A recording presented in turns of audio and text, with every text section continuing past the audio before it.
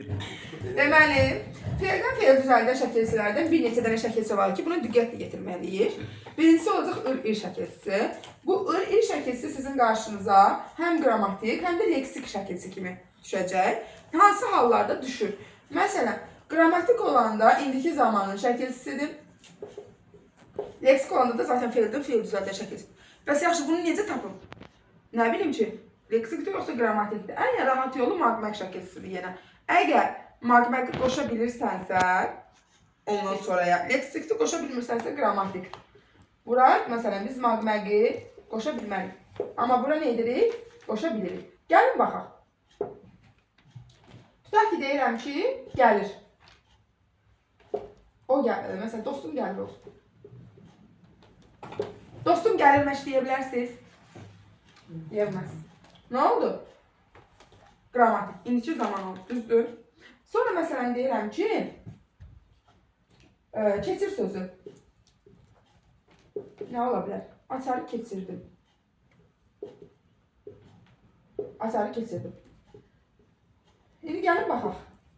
Keçirmək deyə bilərsən, açarı keçirmək. Belə eləyirsən, keçirmək deyə bilərsən, açarı keçirmək. Keç sözün köküdür. İr nədir? Leksik. Demişəm, dındimi də harada gördünüzsə, dini ayrı keçmiş zaman şəkilçisi, bu isə şəxs sonluğu kimi götürürsünüz. Yəni, bu fərqləndirmənin yolu belədir. Magmaq qoşa bilir. Həmçinin bu qayda bayaq dediyim kimi dırdıra da aiddir. Magmaq qoşa bilirəmsə leksik, qoşa bilmirəmsə qrammatik. Bir də, ən çox uşaqların səhv elədiyi məsələlərdən biri ıt şəkilçisidir. Ən çox səhv edilən məsələ. Məsələn, nədir burada ən çox səhv edilən məsələ? Qorxutmaq sözü. Qorxutmaq sözü. Uşaqlar nə edir? Götürür burada qorx sözünün kökü. Hələ yazmayın adlar.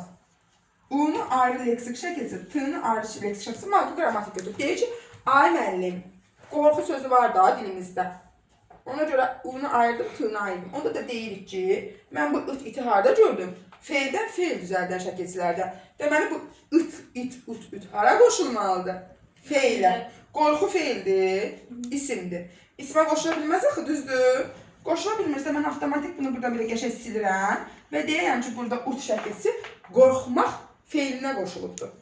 Heç vaxt bunu parçalamayın. Testin ən məşhur test suallarından biridir. Bildiniz? Sonra,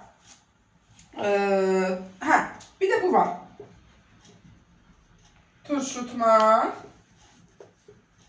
və ləngitmək.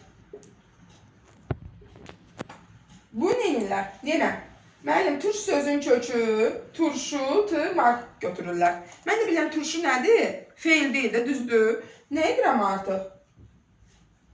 Bunu, evet.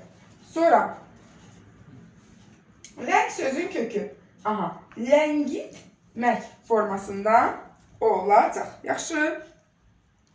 Bunları da xüsusi ilə baxırsınız. Və salam, kifayət.